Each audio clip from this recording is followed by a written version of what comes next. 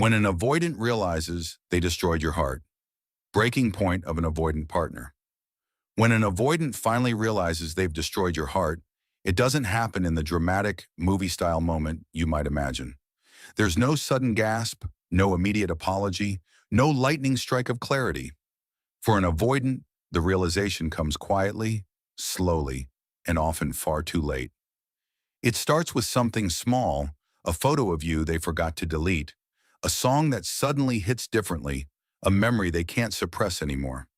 Avoidants don't process loss in real time. They process it when the silence becomes too loud and the person who gave them warmth is no longer there to soften the edges of their world. That's when the breaking point begins. Avoidants live with an emotional blind spot. They mistake your love for pressure, your patience for demands, your closeness for danger. In the relationship, they push you away thinking they're protecting themselves. They pull back because vulnerability feels like stepping into fire. They sabotage connection because emotional intimacy feels suffocating. But here's the twist. They do all of this, assuming you'll always be there. They believe you'll keep waiting, keep trying, keep understanding. They never truly think you'll walk away. And when you finally do, it begins a shockwave inside them they were never prepared for. Avoidants don't understand loss until it's real. They don't understand your value until it's gone. And they don't understand love until the person who gave it has nothing left to give. In the relationship, they convinced themselves they were better off alone. They told themselves they didn't need emotional closeness, didn't need affection, didn't need you. They created distance, not because you were overwhelming, but because intimacy triggered wounds they never healed. But the distance that once felt safe begins to feel cold. The space that once felt freeing suddenly feels like a void.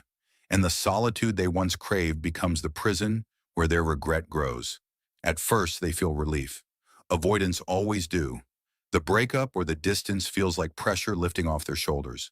They tell themselves they made the right choice. They dive into distractions, work, friends, hobbies, anything that keeps them from facing their own reflection. But that relief is temporary. It melts slowly when real life hits them. When they walk into places you once visited together. When they remember your voice in moments of stress. When they try to connect with someone new and realize no one matches your depth, your patience, your emotional warmth. This is the moment the avoidant begins to crack, not explosively, but silently. They start replaying everything they ignored before. They remember your long messages, your attempts to clarify misunderstandings, your effort to get closer while they kept pushing you away. They recall the look in your eyes when you were hurt, the disappointment in your voice when they shut down, the confusion on your face when they pulled away without explanation. These memories don't hit all at once. They come in waves, each one carrying a new layer of guilt. They don't handle guilt like a secure person. Instead of expressing it, they internalize it until it becomes a weight they can't outrun. And then comes the moment avoidants fear the most, realizing you've moved on emotionally, realizing you're no longer waiting, realizing the person who once tried so hard to love them is no longer available for them to return to. This is the moment that breaks them, not your absence, but the finality of your healing. Because avoidants expect you to miss them.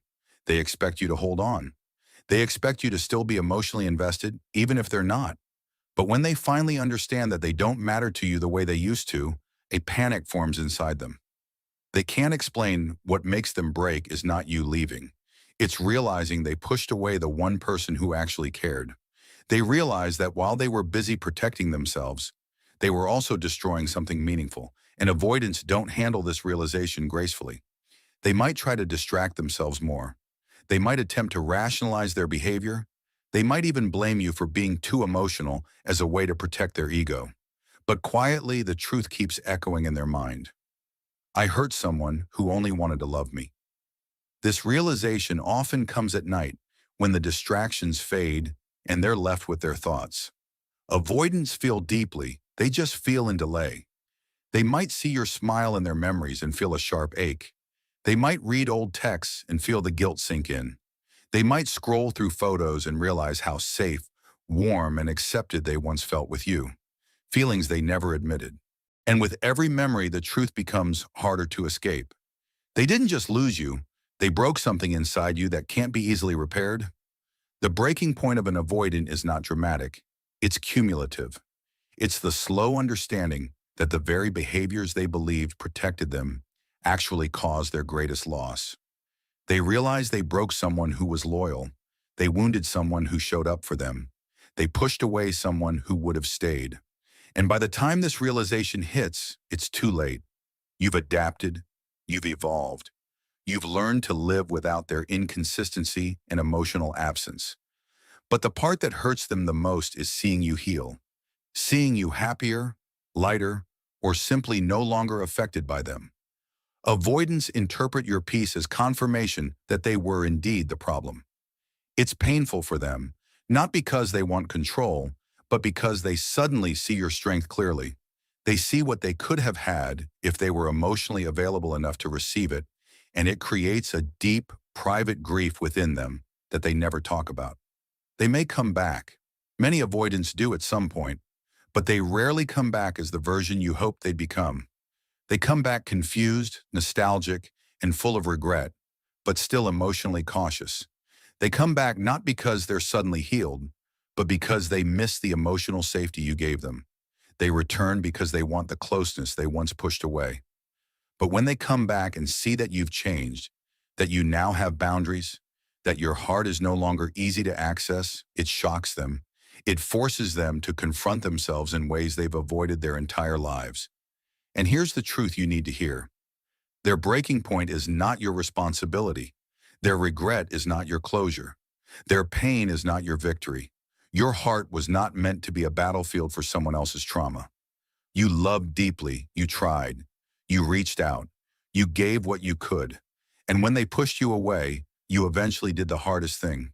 You walked away from someone you cared about because you finally cared about yourself more. And that moment, your breaking point, is what becomes their awakening.